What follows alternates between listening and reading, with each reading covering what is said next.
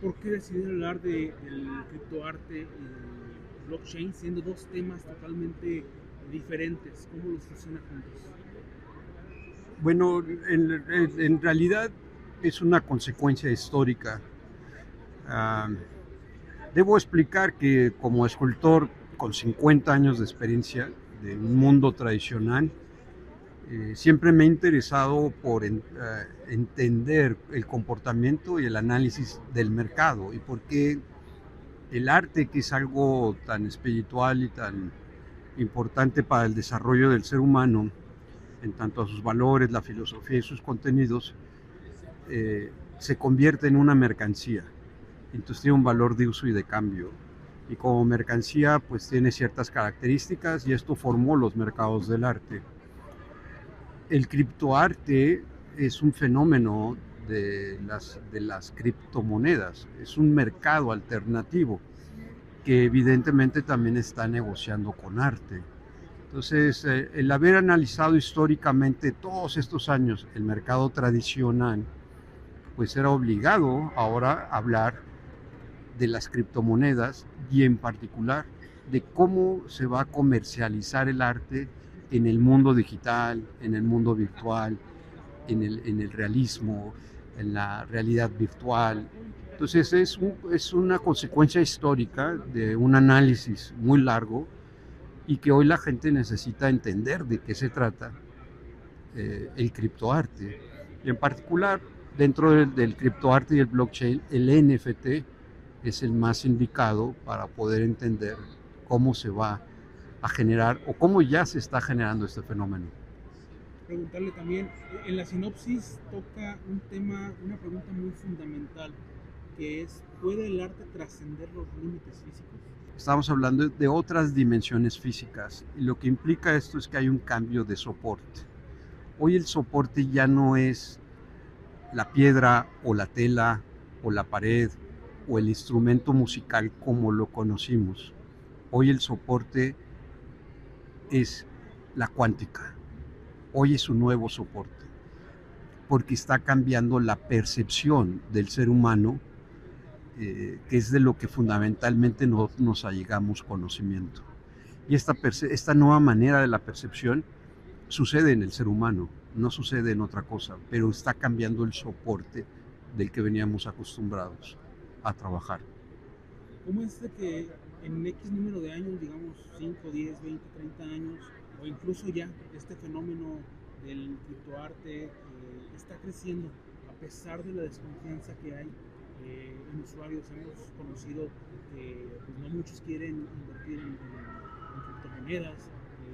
¿Cómo es que este fenómeno está creciendo? No es un fenómeno nuevo. Lo que está sucediendo es que nos está tocando a nosotros transitar de lo que nosotros llamamos dinero real a un dinero digital. Pero esta transición ya viene de años atrás. Y por otro lado, históricamente, a lo mejor cuando cambiamos los humanos de trueque por un papel moneda o por monedas metálicas, me imagino que también debió haber sido una transición muy difícil.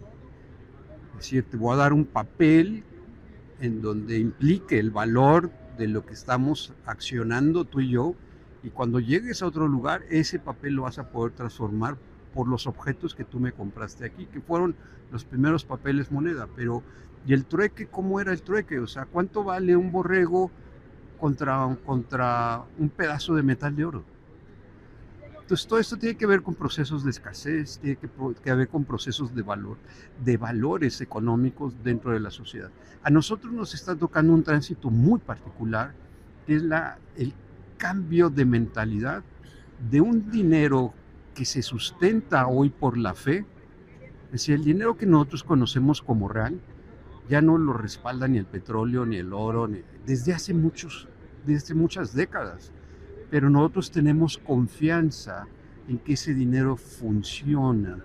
Entonces los bancos centrales, los tesoros del mundo, que son los cuerpos financieros más estructurados, determinan esa conducta del resto de los seres humanos. Y el mercado cripto se crea como una alternativa que al principio la desprecian, pero hoy la están tratando de regular porque se les escapa de las manos. Hay muchas imperfecciones, como lo debió haber sucedido en el pasado. Es decir, a lo mejor el intercambio no era justo entre uno y el otro, pero sucedió hasta que se pudo regularizar con dinero.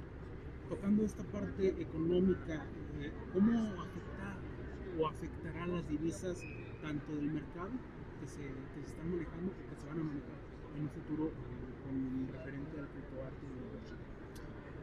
Esta parte tiene diferentes divisiones. La más importante es que lo que nosotros conocemos como bancos centrales, que son los reguladores de la oferta monetaria en el mundo, y cada país tiene sus propias reglas a través de sus bancos centrales, y en el caso de Estados Unidos, que son el tesoro de la federación, pero está hecho por la iniciativa privada, y lo que están haciendo es crear stable coins. Están creando monedas electrónicas, pero reguladas por sus fondos. Y esto va a luchar contra las originales criptomonedas, porque esto tiene una regulación nuevamente financiera. Y el principio del white paper del Bitcoin era eliminar todas estas partes de intermediación, quitar totalmente la intermediación. Y hoy los bancos centrales, hoy los grupos financieros, cuando ven que esto ya no lo pueden detener, necesitan intervenir y hoy crean una cosa que se llaman stablecoins. ¿Puede profundizarnos un poco más acerca de este término stablecoins? Sí, claro. El stable, si nosotros, por ejemplo, pensamos en un mundo de acciones, cuando compras acciones en bolsa, suben y bajan. Hay acciones que se le llaman más seguras porque vienen de empresas muy grandes que su riesgo es muy pequeño. Entonces, son como acciones estables. Si tú quieres ganar mucho dinero, tienes que meterte a acciones de alto riesgo, en donde puedes perder todo o a lo mejor das un golpe de suerte y te haces hipermillonario de la noche a la mañana porque esa empresa creció muchísimo. Ellos lo que sustentan a través de los grupos financieros tradicionales es que el Bitcoin en sí mismo es muy volátil, el Ethereum es muy volátil, y que para quitar esa volatilidad, esa presión de que de pronto no valga nada, ellos están respaldando a través de las inversiones del dinero fiat y a través de los bancos centrales la emisión de criptomonedas, pero son emisión de criptomonedas por los propios bancos y eso se le denomina stablecoin. Entonces, si tú compras stablecoin, lo que están diciendo es, te voy a disminuir el riesgo de que pierdas, entonces cómpranos a nosotros para que no tengas estos altibajos financieros en tu cartera. 2025, tiempo de la tecnología, ¿cómo es de que nos toca aceptar esta parte del arte, digamos ahora sí, en el criptoarte? Nuevamente aquí hay dos cosas. Una ya la toqué, que son los nuevos soportes tecnológicos, en donde el cerebro, el ser humano aprende a apreciar de otra manera. Y esto está cambiando radicalmente la función de la educación, la función de los museos, la función de las galerías, y qué es lo que va a adquirir o a apreciar ahora la gente. Cuando hablas de arte digital, pues no tienes el objeto en sí mismo, sino lo que tienes es un soporte electrónico, un soporte físico. Es decir, a pesar de que hables de arte digital, no es que no esté en ningún lado, está en un soporte físico, pero depende de las nuevas tecnologías como el internet o depende de las famosas nubes donde se archiva la información. Entonces esto va a estar guardado en otros sitios, pero lo que va a permitir es que a nivel masivo, si nos ponemos listos y hacemos bien las cosas, hoy le podría llegar la apreciación visual, la apreciación musical a miles de millones de personas a partir de entenderlo desde una nueva visualización en el caso de la escultura, de la pintura. Uno de los temas es el arte no es para todas las personas, sinceramente muy pocos entienden esta parte del arte. ¿Qué temas tocas aquí y subrayas en entonces? Yo, al contrario de esta pregunta, lo que digo es que el arte es para todos. Arte que no es para todos no es arte. Aquí pareciera que el truco o la mentira estuviera en que solo unos cuantos entienden de arte, pero todo ser humano es sensible, y lo que nos hace diferentes del mundo como seres humanos es la parte espiritual, los valores espirituales. Todo ser humano tenemos una historia que contar, todo ser humano tenemos una experiencia emocional, un amor, un desamor, un odio, un resentimiento. Eso nos hace humanos. El arte forma parte de todas esas emociones y forma la percepción de tu cosmogonía, de tu realidad. Si la desarrollas o no es otro tema, pero todos tenemos posibilidad de tener acceso al arte y a la apreciación del arte. Tocabas ahorita un tema importante, la parte humana. ¿Vienen cambios con la inteligencia artificial? ¿Qué llega para la parte del criptoarte, del blockchain, en esta parte? El esfuerzo que particularmente yo estoy haciendo con Génesis 4D, que es el proyecto con el que subimos la primera encriptación de una escultura.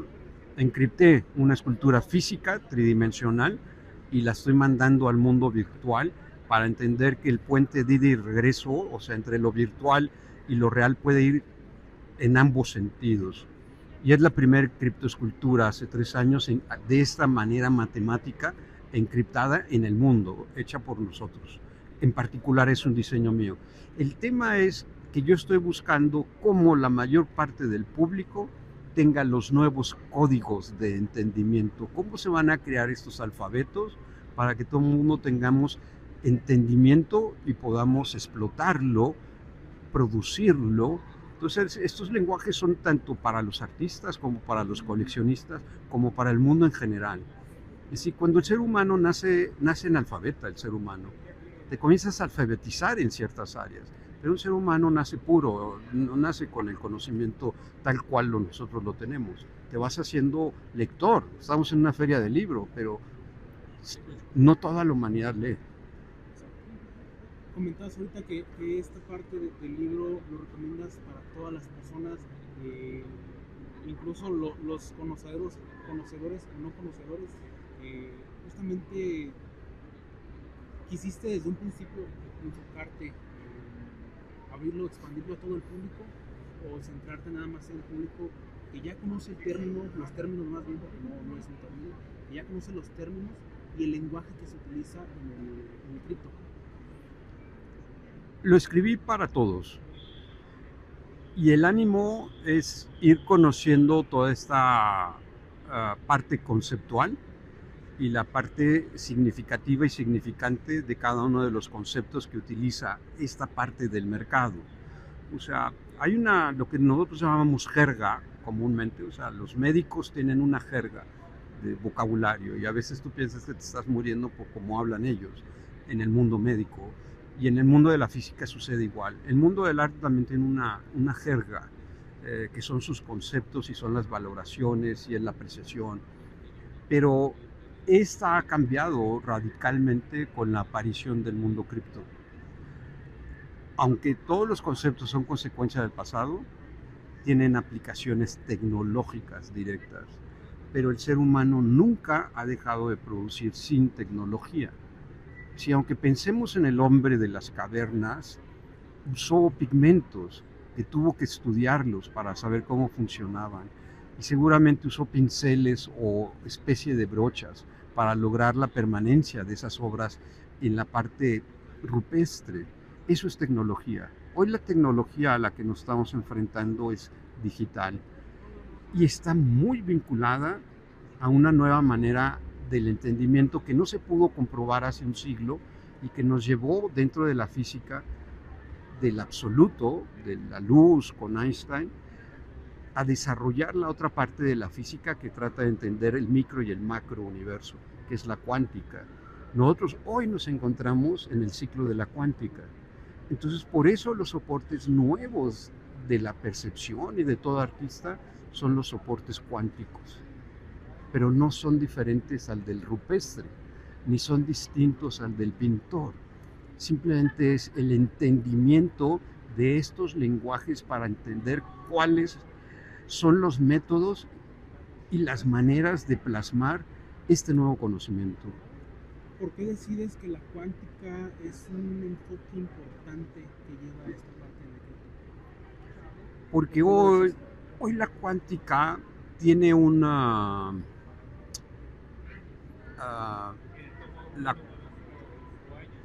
la cuántica tiene hoy una relevancia en la que se actualiza. Es decir, o sea, todo esto comienza, esta batalla de entender el universo y en qué dimensiones estamos y cuál es la relatividad del tiempo-espacio y de cómo son las percepciones físicas. Desde que los seres humanos, a través de la química y de la física, de las matemáticas, vieron que el átomo tenía una división. Nosotros crecimos siglos y siglos pensando que el átomo era indivisible. Cuando los físicos descubren que se puede dividir y que este genera fricciones, viene una enorme preocupación. Y la primera idea es que ese átomo se comporta como se comporta el universo general, pero no es cierto.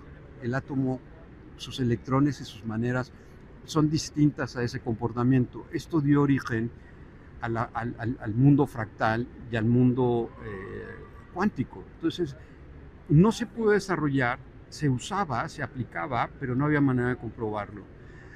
Hasta ahora, con las grandes investigaciones de los últimos 30 años y las aportaciones de la matemática y de la física, se pueden medir todos estos fenómenos. Se puede saber cuáles son estos subelementos del átomo que sí existen y que se comportan totalmente diferente al resto del macrouniverso que nosotros conocemos. Miguel Peraza, autor de Criptoarte y Blockchains, ¿algo más que quisieras aportarnos en esta pequeña charla? Pues es importante que la gente joven, la gente mayor, no tengamos terror. Pues la gente habla de muchísimas cosas, hablamos de muchas cosas con gran facilidad, de las que no entendemos nada, y hasta cosas fuera de lo normal piensan que ocurre en esto. Pero en realidad esto es una consecuencia histórica que debemos practicar y debemos entenderla para dominarla. Yo desde que escribí hace 40 años el libro del mercado del arte, se lo dije a los artistas y se lo dije a la gente, y sobre todo a los colegas artistas, a los creadores, que si queremos entender y que no nos domine el mercado, hay que estudiarlo para poder luchar y tener herramientas para intervenir como artista. Hoy le repito lo mismo a la gente, pero con este mundo de inteligencia virtual y de un mundo cuántico. Hay que entenderlo, dominarlo, para que no nos eliminen como artistas y podamos ser tan creativos y tan importantes en la función humana como siempre lo hemos sido.